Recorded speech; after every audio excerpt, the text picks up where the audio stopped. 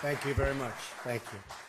And thank you, Minister Zhongshan, for that introduction, and especially thank you to President Xi and Madame Peng for serving as such warm and gracious hosts to Melania and me during our time here in your very, very beautiful country.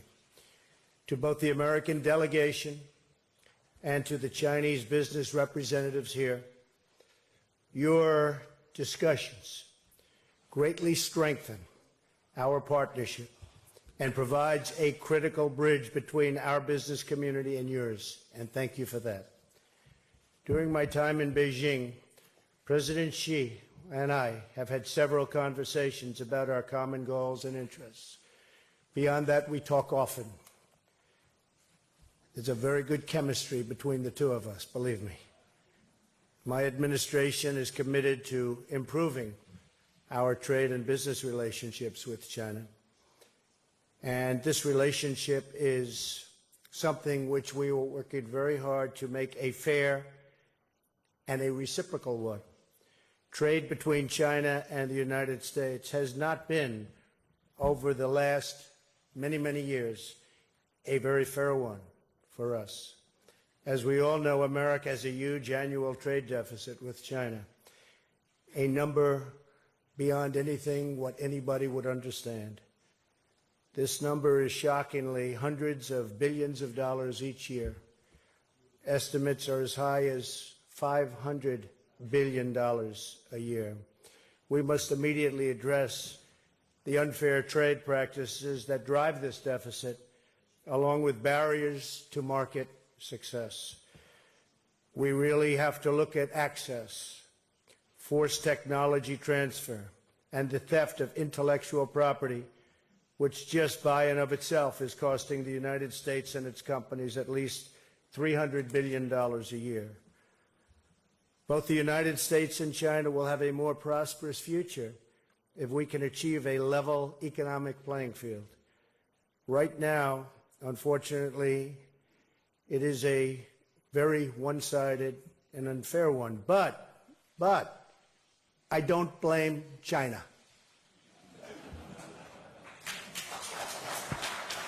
After all, who can blame a country for being able to take advantage of another country for the benefit of its citizens? I give China great credit.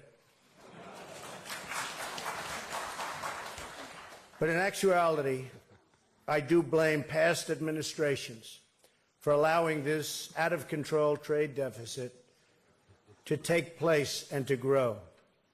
We have to fix this because it just doesn't work for our great American companies, and it doesn't work for our great American workers. It is just not sustainable. I look forward to working toward that goal and to pursuing fair and lasting engagement. At home, my administration is supporting American workers and American businesses by eliminating burdensome regulations and lifting restrictions on American energy and all other businesses. Restrictions are being seriously lifted. Our work is already taking hold. The stock market in the United States is at an all-time high, adding already $5.5 trillion in new wealth since the very, very well-known and now very important November 8th election. Unemployment is at a 17-year low, and so many other great things are happening to the United States, economically and otherwise, frankly, too many to mention. Abroad, we're committed to a free and open Indo-Pacific-based respect for the rule of law, private enterprise, and trade reciprocity. In order to achieve prosperity, we must also have security. Security cooperation is critical to addressing a range of emerging threats throughout the Indo-Pacific region and around the world, and I have been very encouraged by my conversations, both over the last number of weeks and in particular last night and this morning with President Xi. We're very, very much on the same plane when it comes to security. We both want it for our countries, and we both want it for the world. Chief among these threats is the North Korean nuclear menace. As I stated in my address to the National Assembly in Seoul yesterday, the United States is committed to the complete and permanent denuclearization of North Korea. So important. China can fix this problem easily and quickly, and I am calling on China and your great president to hopefully work on it very hard. I know one thing about your president. If he works on it hard, it will happen. There's no doubt about it. They know.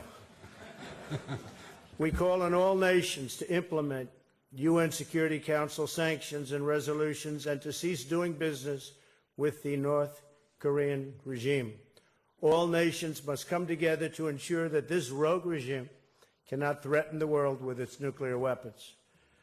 I thank President Xi for his recent efforts to restrict trade with North Korea and to cut off all banking ties.